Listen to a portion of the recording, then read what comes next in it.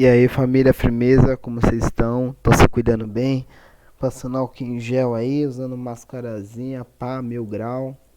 Daquele jeito, tem que se cuidar, mano, fazendo um favor, tá ligado? Hoje a gente vai ter uma aula diferente, tá? Uma aula de questões, tá? Então a gente não vai mais abordar questões no meio das aulas, a gente vai diferenciar, o momento de aprendizado vai ter 3 momentos. Então ele vai ser no primeiro momento uma aula de 20 a 30 minutos com um intervalo de 5 minutos nessa aula para a gente trabalhar unicamente questões de conteúdo, uma aula expositiva através do vídeo. No segundo momento, na outra semana, na próxima semana, a gente aborda uma aula de questões desse tema. Então, como o vestibular costuma abordar, o que ele costuma, que tipo de questões é difícil, médio, como ele aborda isso, como a gente consegue resolver isso. E no terceiro momento é se ficar qualquer tipo de aresta, dúvida, qualquer coisa, você tem que pegar a porra do celular, pegar meu número, mandar mensagem para ele falar: Victor, eu preciso que você faça uma chamada comigo, eu preciso rapidinho aqui, pá, questão de meia hora a gente ali senta, faz uma chamada, discute várias coisas, a, limpa todas as arestas e você fica afinado para acertar todas as questões que a gente tratar na aula, beleza? Então é isso, quebrada, vamos embora. Então, a aula de hoje é em torno de 15 minutos, tá? Então, o primeiro momento é uma aula de 20 a 30 minutos, com intervalo de 5 minutos. E a aula de questões, o segundo momento, é uma aula de em torno de 15 minutos, tá? Hoje talvez passe 2 minutos, tá? Mas aí é por causa que eu tive que dar essa explicação de início, beleza? Então, hoje as nossas questões serão uma questão de Estado moderno, tá? E a gente vai trabalhar de renascimento científico e cultural, o primeiro grande movimento cultural revolucionário dessa classe burguesa, beleza? Então é muito importante, é um movimento que cai bastante, é uma questão que cai bastante, são temas que caem bastante, beleza? O renascimento cai muito, a aula tá aqui, tá? Então você clica aqui, ó, pá, você já consegue acessar a aula no YouTube, beleza? A parte que a gente aborda aí, então vamos lá, passar para as questões. Então, o comércio, o Nesp 2014, o comércio foi de fato o nervo da colonização do antigo regime, né? Isto é, para incrementar as atividades mercantis, processava-se a ocupação, povoamento e valorização das novas áreas.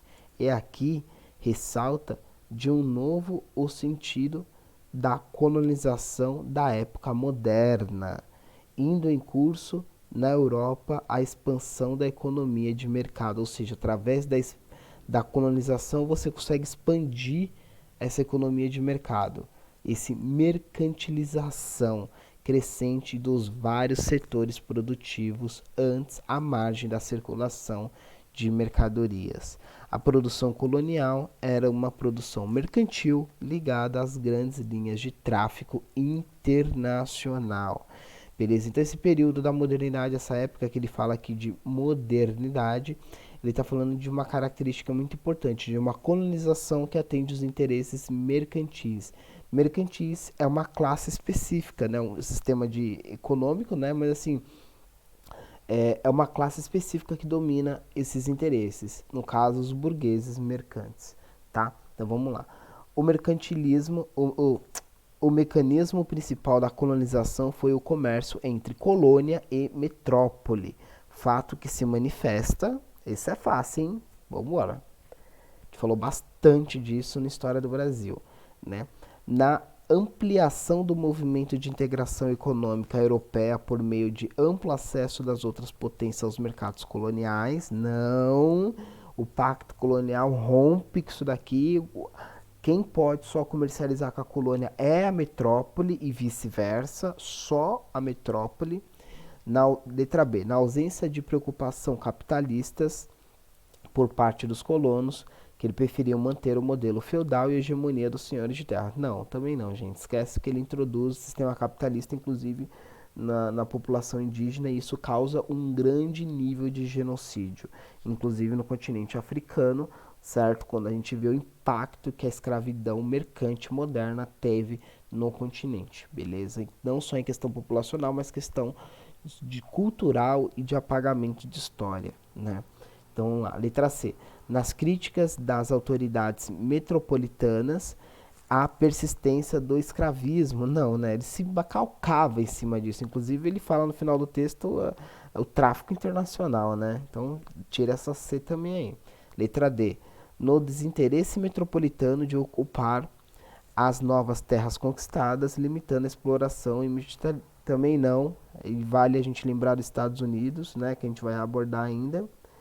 Letra E, no condicionamento político, demográfico e econômico de espaços coloniais que deveriam gerar lucros para as economias metropolitanas. Ou seja, quem defende o sistema é um burguês mercante, então esse sistema tem que gerar lucro. A colônia tem que gerar lucro. Alternativa E. Beleza? É uma questão média para difícil, tá? Então vamos lá. FUVEST 2018. Tanto no desenvolvimento político como no científico, o sentimento de funcionamento defeituoso que pode levar à crise é um pré-requisito para a revolução. Né? Então, uma fissura que ocorre, ele pode levar a uma revolução, uma crise que gera uma revolução. Né? Então, vamos lá. Analise as 4 afirmações seguintes acerca das revoluções políticas e científicas da época moderna. Beleza? Estamos falando do que? De renascimento. Vamos lá? Tá meio errado aqui. Então vamos lá. Pensa que a letra A, B, C e D é equivalente a 1, 2, 3 e 4. Beleza? E essas aqui são as alternativas. Beleza? Então é 1 no lugar desse A. Do B é 2, no C é 3 e no D é 4, beleza? E eles vão estar representados aqui, beleza? E essas são as alternativas. A, B, C, D, E, beleza? Tá errado aqui essa porra também. Agora já era, vamos embora. Então vamos lá. Letra A, né? Letra A não. Alternativa 1, a concepção heliocêntrica de Nicolau Copérnico, sustentada na obra das Revoluções das Esferas Celestiais de 1543, reforçava a doutrina católica? Não, né, mano? Essa alternativa 1 aqui já era, vaza. Alternativa 2. A lei da gravitação universal proposta por Isaac Newton no século XVI, XVII, reforçava as radicais perspectivas ateístas que haviam pautado as revoluções dos grupos revolucionários na Inglaterra à época da Revolução Puritana. Não, a Revolução Puritana ela não foi uma revolução ateísta, tá? Então, já corta essa B também aí. Então, se a 1 e a 2 estão erradas, a 1 está errada, então essa letra A está errada, a letra B está errada, a letra C está errada, a letra D está errada. Só sobrou a letra E, tá? Vamos ver se essa 3 e essa 4 está certa. Então, 3. As experiências com eletricidade realizadas por Benjamin Franklin no século XVIII somou-se a sua atuação no processo de emancipação política dos Estados Unidos da América. Sim, lembra da General Electric, né, da General Motors, né, lembra dessas multinacionais, tá certo? E D, os estudos sobre oxigênio e sobre a conservação da matéria feitos por Antonin Lavoisier, né, ao final do século XVIII, estavam em consonância com a racionalização do conhecimento característicos das ilustrações. Perfeito. Então, alternativa E, beleza? Tá certo a 4 e a 3, beleza? Vamos lá. Unesp 2017. Deveis saber, portanto, que existe 2 formas de se combater, uma pelas leis, outra pela força. A primeira é própria do homem, as leis. A segunda, a força, dos animais. Como, porém, muitas vezes a primeira não seja suficiente, as leis, é preciso recorrer à segunda, a força.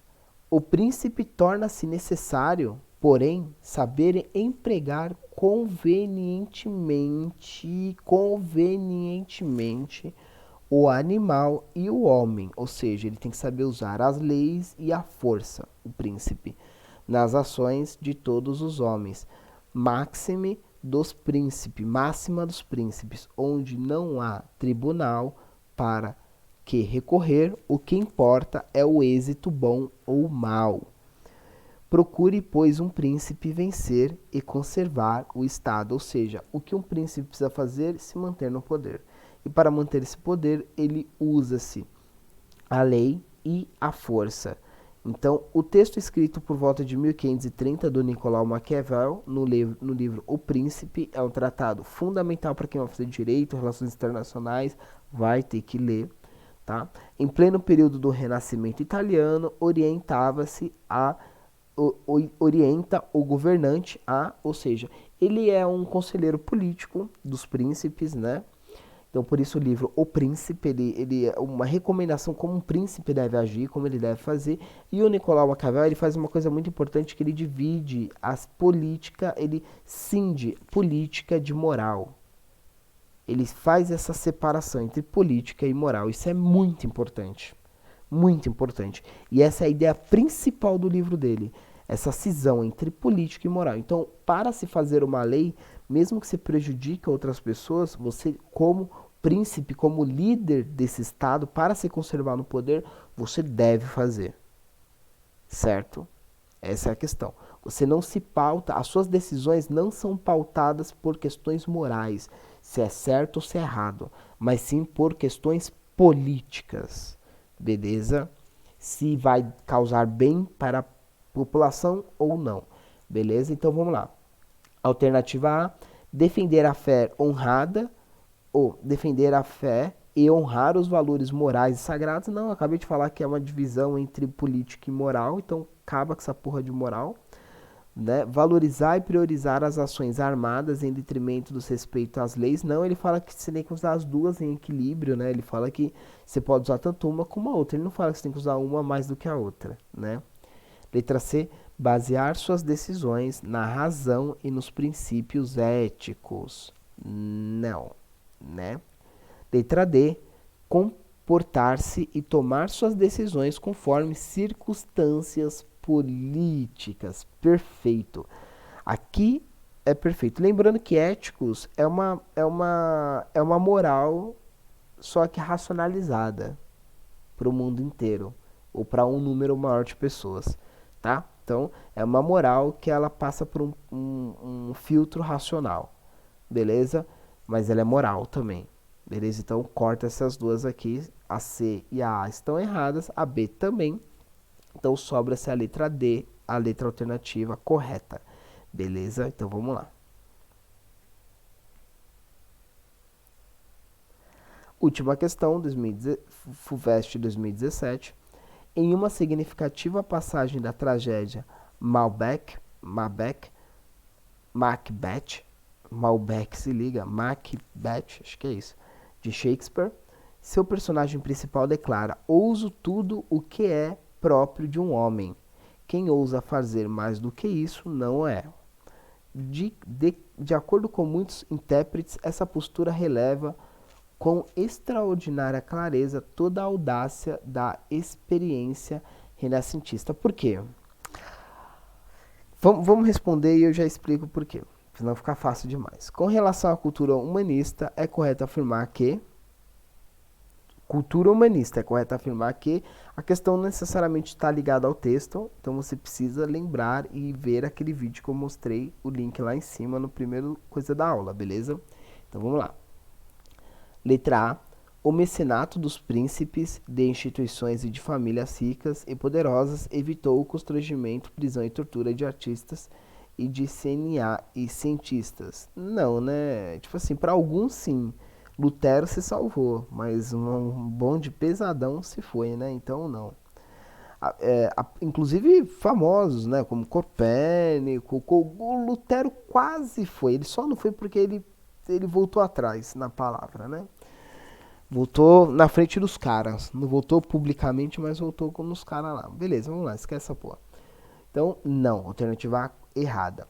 Letra B, a presença majoritária de temáticas religiosas nas artes plásticas demonstrava as dificuldades de assimilar conquistas científicas produzidas naquele momento. Não. Na realidade, eles utilizavam a estética religiosa, inclusive, para criticar os próprios dogmas. Lembra das ninfas? Ninfas não, das Vênus, né? Então, eles estão trazendo deuses gregos né, deuses da antiguidade clássica para que representar propriamente é, é, santos católicos, né? Então porra, para isso é uma heresia segundo o Antigo Testamento. Então é uma heresia. Nesse caso eles estão fazendo esse processo, esse resgate dessa antiguidade clássica, inclusive dessa religião dos deuses, com essas temáticas religiosas, inclusive católicas, né? Mas com um fundo muito forte de crítica, beleza? Você consegue ver muito bem isso em todas as imagens que a gente passou na parte 2 da aula de Renascimento Cultural e Científico. Então, letra C, a B tá errada, né? Letra C. A observação da natureza, os experimentos e a pesquisa empírica contribuíam para o rompimento de alguns dogmas fundamentais da igreja. Essa, irmão. Essa questão aqui, ela tá respondida em um slide específico nosso, onde a gente fala que a filosofia humanista ela se baseia na racionalização, na observação da natureza, na experimentação. O grande exemplo da experimentação é o Galileu Galilei, né? E na pesquisa empírica, da observação, da reprodução dos dados, né? Isso acaba confrontando fortemente aquele dogma quase moral, né? E dogmático das ideias e da perspectiva da Igreja Católica Apostólica Romana. Beleza? Então, a letra C é a letra correta aí. Beleza? Só vou mandar tirar as outras ali que a gente está com tempo bom. Então, a reflexão dedutiva e o cálculo matemático limitavam-se a pesquisas teóricas e somente seriam aplicadas às chamadas revolução científica. Não.